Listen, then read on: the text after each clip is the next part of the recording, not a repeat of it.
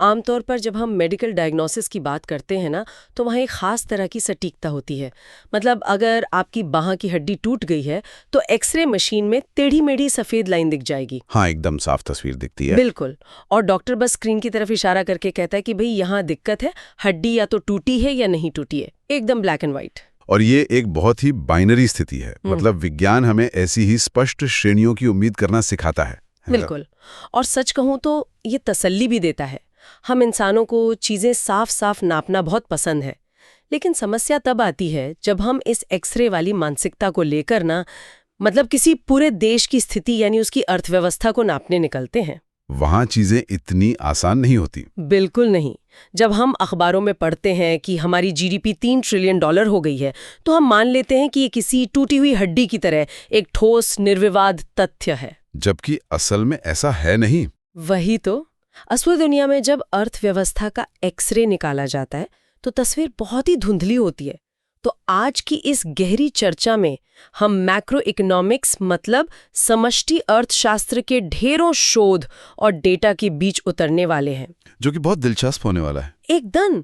हम ये समझने की कोशिश करेंगे कि ये जो बड़े बड़े आर्थिक आंकड़े हमें रोज दिखाए जाते हैं, वे आखिर बनते कैसे हैं, और सबसे जरूरी बात, क्या इन विशाल नंबरों का हमारी और आपकी असल जिंदगी से या हमारे बटुए से कोई सीधा लेना देना है भी, या ये महज एक भ्रम है। देखिए, इस धुंधलेपन को साफ करने के लिए ना हमें बिल्कुल शुरुआत से शुरू करना होगा।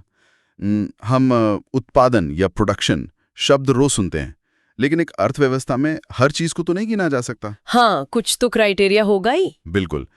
अर्थशास्त्रियों को एक बहुत ही सख्त लकीर खींचनी पड़ती है कि किस चीज को गिना जाएगा और किसे नहीं।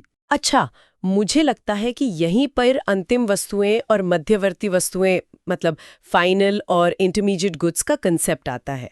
अगर मैं इसे थोड़ा अपने नजरिए से देखूं, मान लीजिए मैंने बाजार से अपने घर के लिए सूती कपड़ा खरीदा, मैं उसे पहनूंगी तो वो अंतिम वस्तु हो गई। सही बात है। लेकिन अगर कोई गारमेंट फैक्ट्री वही कपड़ा खरीदती है, तो क्या वो मध्यवर्ती वस्तु है, क्योंकि वो तो उससे शर्ट बनाकर बेचेंगे। ये लकीर खींचने का एकदम सटीक तरीका है। अर्थशास्त्र में एक उत्पादन की सीमा रेखा या कह लें बाउंड्री लाइन ऑफ प्रोडक्शन होती है। जब तक कोई चीज उस रेखा के अंदर है, मतलब उसमें और काम होना बाकी है, उसका रूप बदलना बाकी है या उसकी कीमत बढ़ना बाकी है, तब तक वो मध्यवर्ती वस्तु ही है। लेकिन एक बात बताइए, राष्ट्रीय आय में सिर्फ अंतिम वस्तु को ही क्यों गिनते हैं? मतलब अगर किसान ने कपास बेचा, मिल ने धागा बनाया और फैक्ट्री ने शर्ट बनाई, तो क्या हम इन तीनों की मेहनत को नहीं गिनेंगे? अगर हम तीनों की कुल बिक्री को जोड़ देंगे ना, तो हम एक ही कपास को 3 बार गिन लेंगे। इसे इकोनॉमिक्स में डबल काउंटिंग कहते हैं। अच्छा, मतलब एक ही चीज बार बार जुड़ रही है। एग्जैक्टली। किसान का कपास धागे की कीमत में पहले से शामिल है और धागे की कीमत उस शर्ट में शामिल है। हाँ, लॉजिकल है। अगर एक शर्ट बाजार में 1000 रुपए की बिकती है और हम हर चरण की बिक्री को अलग अलग जोड़ दें, तो ऐसा लगेगा जैसे 3000 रुपए का काम हुआ है। ये एक बहुत बड़ा आर्थिक भ्रम पैदा कर देगा। इसीलिए केवल उस चीज को गिना जाता है जो अंतिम उपभोक्ता के हाथों में पहुंच रही है। समझ गए। मतलब हमें सिर्फ फिनिशिंग लाइन पार कर चुकी चीजों को देखना है। अब चीजों की बात तो हो गई, लेकिन इन्हें नापने के समय को लेकर भी तो एक पेंच है। हम अक्सर स्टॉक और फ्लो के बारे में सुनते हैं। हाँ, ये एक बहुत जरूरी कंसेप्ट है। एक आम इंसान के लिए बैंक खाते में रखा पैसा स्टॉक है और हर महीने आने वाली सैलरी फ्लो है। लेकिन जब हम इसे पूरे देश के स्तर पर देखते हैं, तो ये कैसे काम करता है? देखिए, देश के स्तर पर इसे ऐसे समझिए। हमारे पास जो हाईवे हैं, फैक्ट्रियां हैं, विदेशी मुद्रा का भंडार है, वो सब स्टॉक है। इसे किसी एक निश्चित दिन, जैसे मान लीजिए 31 मार्च को मापा जा सकता है। यह देश की कुल संपत्ति या पूंजी है। लेकिन दूसरी तरफ हमारी जीडीपी है, हमारा निवेश है, ये फ्लो हैं। मतलब इन्हें एक दिन में नहीं मापा जा सकता? बिल्कुल नहीं। इसके लिए एक समय अवधि चाहिए होती है, जैसे पूरा एक वित्तीय वर्ष। तो अगर मैं इसे विजुलाइज करूं, तो ये एक विशाल पानी की टंकी की तरह है। जो पानी टंकी में पहले से जमा है, वो देश का स्टॉक है। हाँ। और जो पानी इस साल पाइप के जरिए टंकी में नया भर रहा है, वो फ्लो है, मतलब हमारी जीडीपी। बहुत बढ़िया उदाहरण है। और मजे की बात यह है कि ये दोनों एक दूसरे को प्रभावित करते हैं।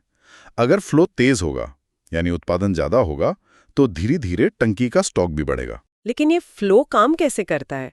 पैसा और सामान बस हवा में तो नहीं तैरते।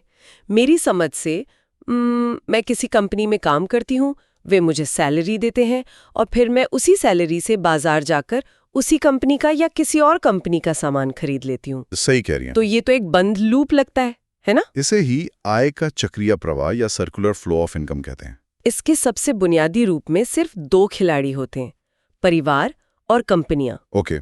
परिवार अपना श्रम, जमीन और पूंजी कंपनियों को देते हैं। बदले में कंपनियां उन्हें वस्तुएं और सेवाएं देती हैं। ये वास्तविक प्रवाह या रियल फ्लो है, जिसमें असली चीजों और मेहनत का लेन देन हो रहा है। लेकिन हम बाटा सिस्टम में तो नहीं जी रहे हैं ना। मेहनत के बदले सीधा राशन तो नहीं मिलता आज के जमाने में। वहीं पर धन प्रवाह या मनी फ्लो आता है। वास्तविक प्रवाह जिस दिशा में जाता है, धन उसके ठीक विपरीत दिशा में बहता है। मतलब कंपनियों से परिवारों की तरफ। एग्जैक्टली। परिवारों की मेहनत के बदले कंपनियां मजदूरी, किराया या ब्याज के रूप में पैसा देती हैं, और जब परिवार सामान खरीदते हैं तो वही पैसा वापस कंपनियों के पास चला जाता है। लेकिन असल दुनिया इतनी सीधी तो नहीं है। लोग अपना सारा पैसा खर्च थोड़ी करते हैं। हम गुल्लक में डालते हैं, बैंक में एफडी कराते हैं। हाँ, और यहीं से सारा खेल बदलता है। अगर मैंने अपना पैसा सिस्टम से बाहर निकाल लिया तो कंपनियों के पास तो कम पैसा पहुंचेगा ना। यहीं से अर्थव्यवस्था का संतुलन बिगड़ना या बनना शुरू होता है। जब पैसा इस चक्र से बाहर निकलता है तो उसे रिसाव या लीकेज कहते हैं। लीकेज? हाँ, बचत एक बहुत बड़ा लीकेज है। टैक्स के रूप में सरकार को दिया गया पैसा भी लीकेज है। और अगर हम विदेशी मोबाइल फोन खरीदते हैं तो हमारा पैसा देश से बाहर चला जाता है। मतलब आयात भी एक लीकेज है। ये तो एक गुब्बारे की तरह हो गया। कैसे? अगर गुब्बारे में 3 जगह से हवा लीक हो रही है, बचत, टैक्स और आयात, तो वो तो पिचक जाएगा ना। अर्थव्यवस्था मंदी में चली जाएगी। हवा वापस पंप करनी होगी। हाँ, जो पैसा आपने बैंक में बचाया, बैंक उसे किसी कंपनी को फैक्ट्री लगाने के लिए लोन दे देता है। ये निवेश हो गया। जो पैसा सरकार ने टैक्स में लिया, उससे वो हाईवे बना देती है। ये सरकारी खर्च हो गया। और जो सामान हम बाहर बेचते हैं, वो निर्यात है। उससे विदेशी पैसा हमारे चक्कर में वापस आ जाता है। तो सारा खेल इस गुब्बारे में हवा के लीकेज और इंजेक्शन को बराबर रखने का है। अगर इन्वेस्टमेंट और एक्सपोर्ट ज्यादा है तो अर्थव्यवस्था का गुब्बारा फूलेगा। एकदम सही। और इसी आधार पर हम अर्थव्यवस्था को अलग अलग मॉडल्स में बांटते हैं। 2 क्षेत्रीय मॉडल में सिर्फ परिवार और कंपनियां हैं।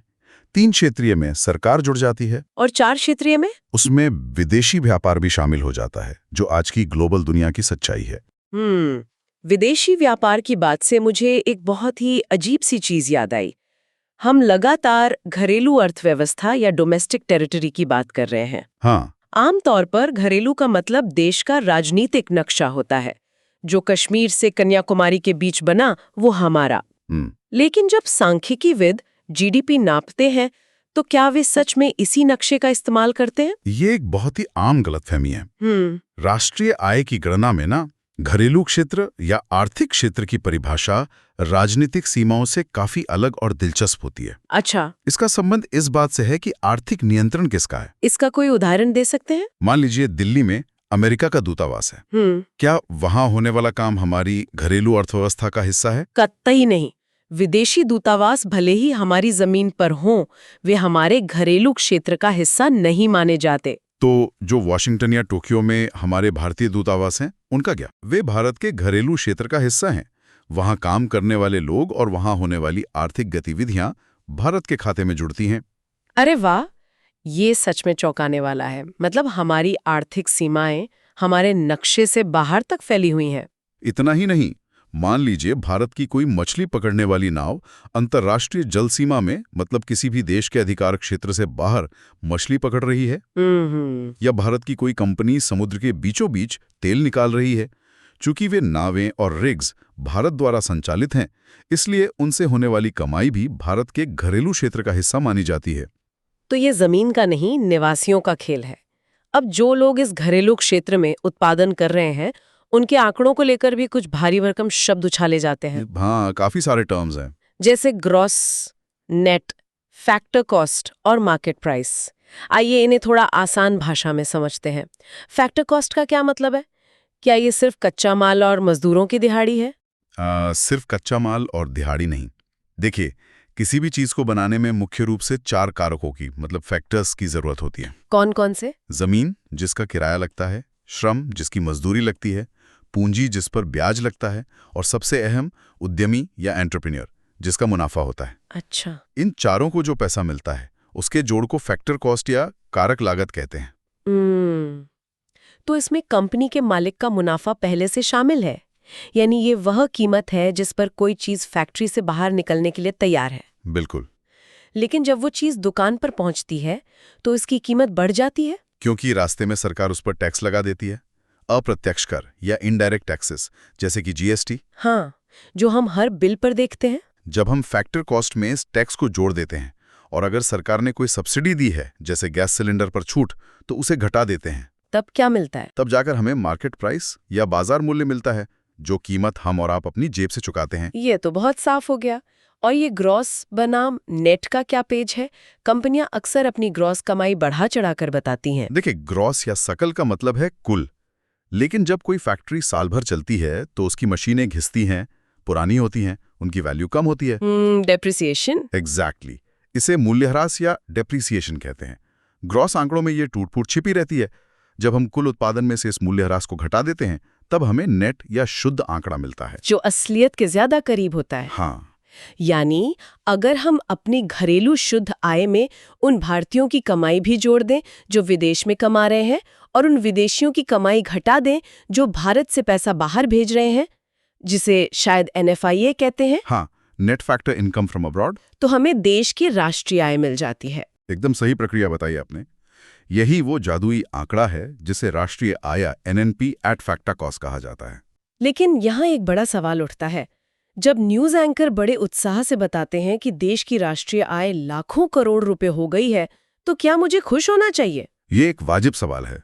मतलब क्या वो सारा का सारा पैसा सीधे हम नागरिकों की जेब में आने वाला है? इस सवाल का सीधा जवाब है बिल्कुल नहीं। अरे, जो आंकड़ा टीवी पर दिखता है और जो पैसा एक आम इंसान के बटुए तक पहुंचता है, उनके बीच बहुत सारे फिल्टर लगे होते हैं।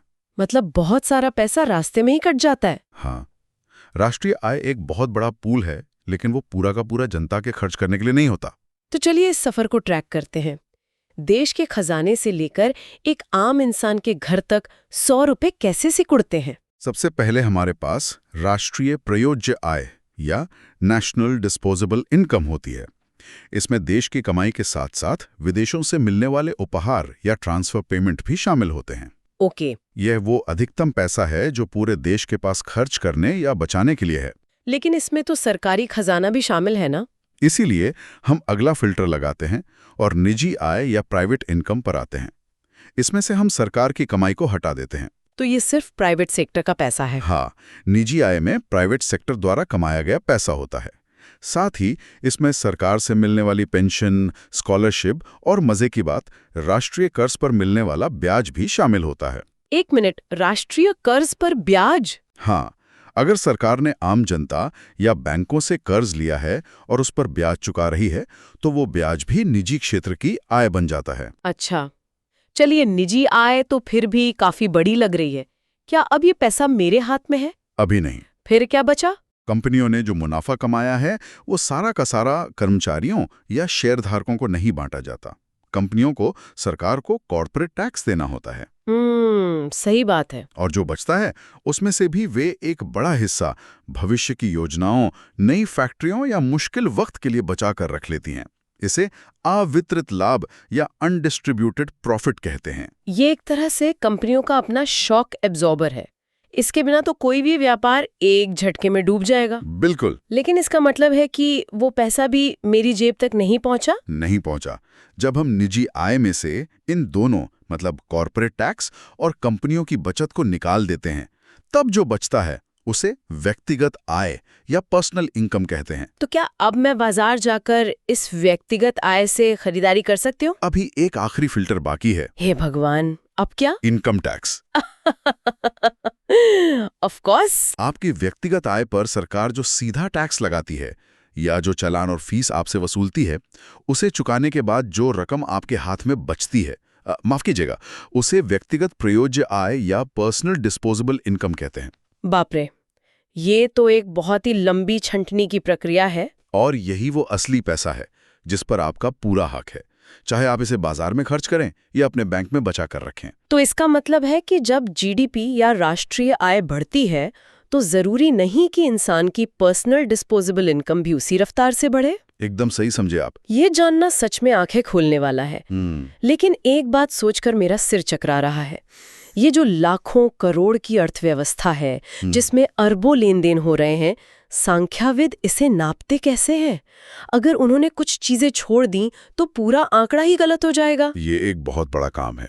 इसे नापने के लिए अर्थशास्त्री मुख्य रूप से 3 अलग-अलग रास्तों का इस्तेमाल करते हैं। 3 रास्ते? हाँ, और दिलचस्प बात यह है कि चाहे वे कोई भी रास्ता चुने, वे एक ही मंजिल यानी जीडीपी के एक ही आंकड़े तक पहुंचते हैं। ये तो ऐसा है जैसे किसी पहाड़ की ऊंचाई नापना।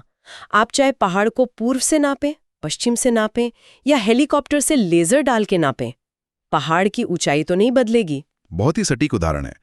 पहला रास्ता है मूल्य वृद्धि विधि यानी वैल्यू एडेड मेथड। इसमें क्या होता है? इसमें हम सीधे बाजार में बिकने वाली शर्ट की कीमत नहीं देखते हैं। हम देखते हैं कि हर चरण पर कितनी नई वैल्यू जोड़ी गई। किसान ने बीज से कपास बनाकर कितनी वैल्यू जोड़ी, मिल ने कपास से धागा बनाकर कितनी वैल्यू जोड़ी और दर्जी ने कितनी। ये तो डबल काउंटिंग से बचने का शानदार तरीका है, लेकिन इसमें तो बहुत सी बारीक चीजें होती होंगी।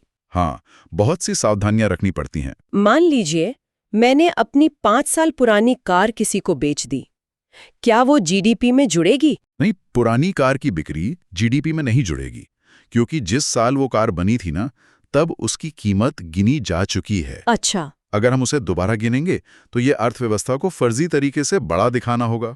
लेकिन एक बात बताइए, कार बिकवाने वाले दलाल ने जो मुझसे कमीशन लिया, उसका क्या? हाँ, दलाल का कमीशन जीडीपी में जुड़ेगा। अरे, ऐसा क्यों? क्योंकि कार भले ही पुरानी हो, लेकिन दलाल ने जो अपनी सेवा या सर्विस दी है वो इसी साल दी है, और वो एक नया उत्पादन है। ये एक बहुत ही चालाक लूप होल है। लेकिन देखिए, इस तरीके में मुझे एक बहुत बड़ी खामी भी नजर आती है। वो क्या? अगर कोई शेफ 5 स्टार होटल में खाना बनाता है तो वो वैल्यू एडिशन है और जीडीपी में गिना जाता है। लेकिन अगर वही शेफ अपने घर पर अपने बच्चों के लिए वही खाना बनाए तो क्या होगा? उसे जीडीपी में शून्य माना जाएगा। अर्थव्यवस्था के लिए उसका कोई वजूद नहीं है। और यही बात उन करोड़ों गृहिणियों पर भी लागू होती है जो दिन रात घर का काम करती हैं, बच्चों को पालती हैं, बुजुर्गों की देखभाल करती हैं। बिल्कुल। उनके बिना तो पूरा समाज और अर्थव्यवस्था ठप पड़ जाएगी। ये जीडीपी की गणना की सबसे बड़ी आलोचनाओं में से एक है, क्योंकि घर के काम का कोई बाजार मूल्य तय करना लगभग असंभव है। इसलिए अर्थशास्त्री इसे राष्ट्रीय आय से बाहर रखते हैं। ये एक बहुत बड़ा अंधा मोड़ है जहां हमारा आर्थिक विज्ञान समाज की असली मेहनत को देखने से चूक जाता है। सच में ये काफी निराशाजनक है तो सही। खैर, अगर वैल्यू एडिशन का तरीका इतना जटिल है तो दूसरा रास्ता क्या है? दूसरा रास्ता थोड़ा आसान है, आय विधि या इनकम मेथड। इसमें ये देखने के बजाय कि क्या बना, अर्थशास्त्री ये देखते हैं कि किसने कितना कमाया। मतलब सिर्फ इनकम जोड़ लो? हाँ, कर्मचारियों की सैलरी, जमींदारों को मिला किराया, बैंकों और निवेशकों को मिला ब्याज और कंपनियों का मुनाफा, इन सबको जोड़ दिया जाता है। लेकिन जो लोग किसी कंपनी में काम नहीं करते, जैसे मेरे मोहल्ले के परचून वाले या कोई फ्रीलांस ग्राफिक डिजाइनर, वे तो खुद ही मालिक है और खुद ही कर्मचारी। उनकी आय को मिश्रित आय या मिक्स्ड इनकम के रूप में एक अलग श्रेणी में रखा जाता है। Mixed income? हाँ, क्योंकि उनकी कमाई में उनकी मेहनत, उनकी अपनी दुकान का किराया और उनका मुनाफा सब आपस में घुला मिला होता है। अच्छा, सब एक ही में आ गया। बस इसमें एक शर्त है, लॉटरी में जीता गया पैसा या किसी गैर कानूनी काम से कमाया गया पैसा इसमें नहीं गिना जाता। क्योंकि लॉटरी जीतने से देश में कोई नया सामान पैदा नहीं हुआ, बस मेरी जेब का पैसा आपकी जेब में आ गया। एकदम सही। ठीक है, तो उत्पादन देख लिया, कमाई देख ली, तीसरा तरीका यकीनन खर्चे से जुड़ा होगा। बिल्कुल, व्यय विधि या एक्सपेंडिचर मेथड।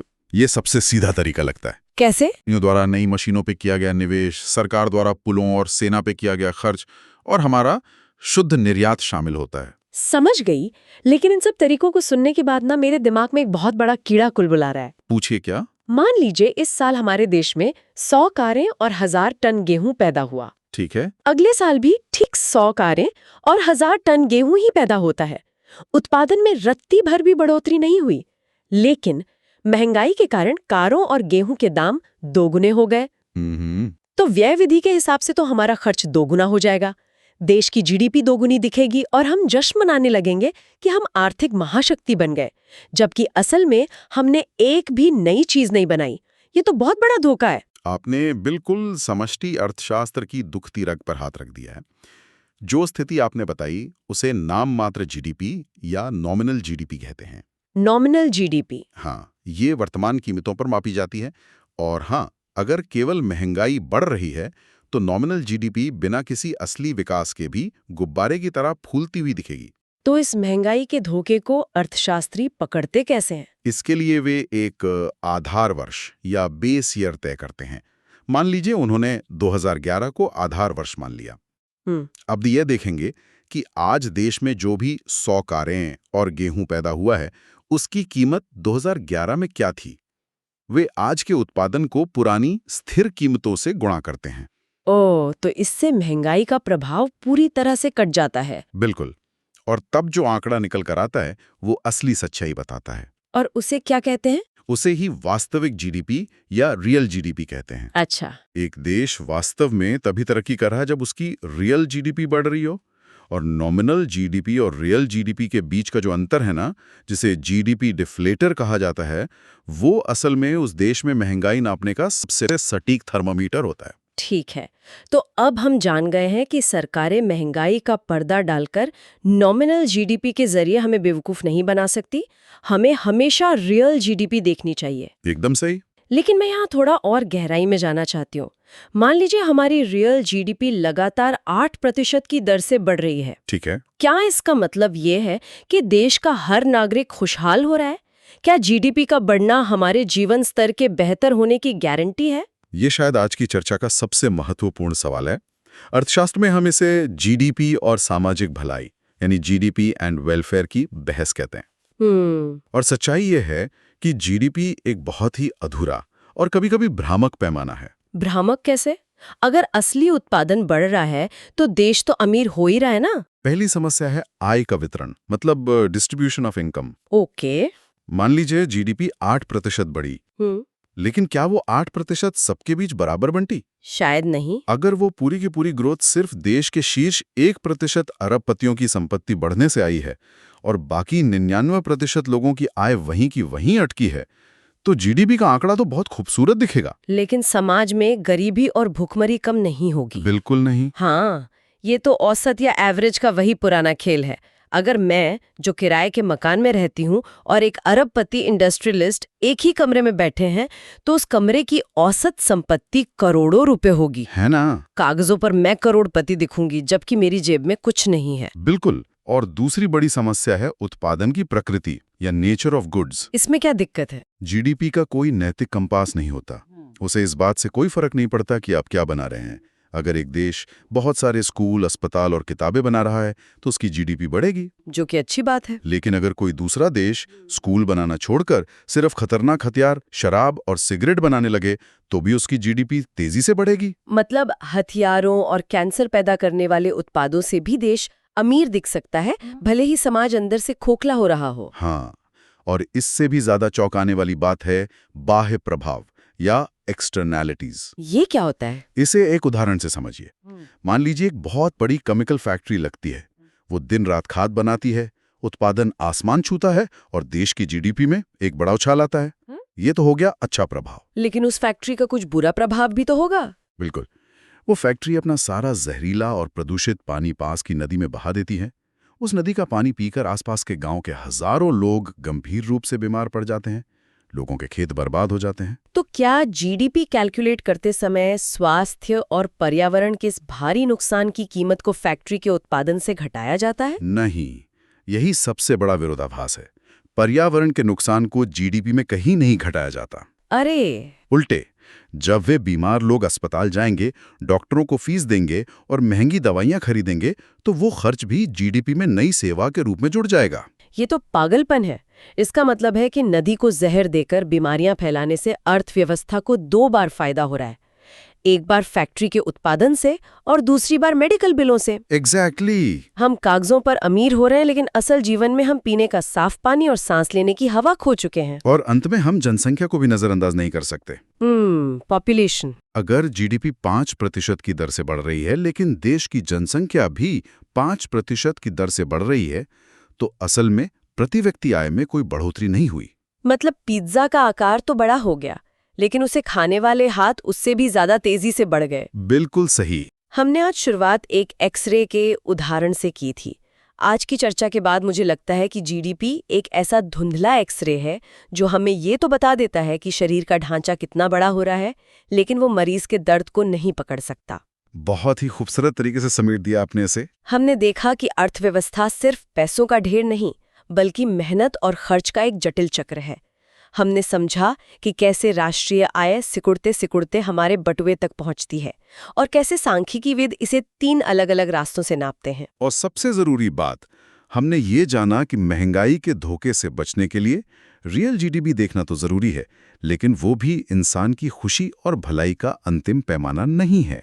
तो इस पूरी गहरी चर्चा के बाद मैं सुनने वालों को एक बहुत ही बुनियादी सवाल के साथ छोड़ना चाहती हूँ। अगर ये खरबों डॉलर के आंकड़े हमारी वास्तविक खुशी, हमारे पर्यावरण की शुद्धता और समाज में आय की समानता को नहीं नाप सकते, तो हम इन आंकड़ों के पीछे क्यों भाग रहे हैं? ये सोचने वाली बात है। क्या भविष्य की अर्थव्यवस्था को केवल ग्रोथ के बजाय किसी सकल राष्ट्रीय खुशी यानी ग्रोस नेशनल हैप्पीनेस या पर्यावरणीय स्थिरता सूचकांक को अपनी सफलता का मुख्य पैमाना नहीं बनाना चाहिए? क्या ये समय हमारे आर्थिक एक्सरे मशीन को बदलने का नहीं है? सोचिएगा जरूर।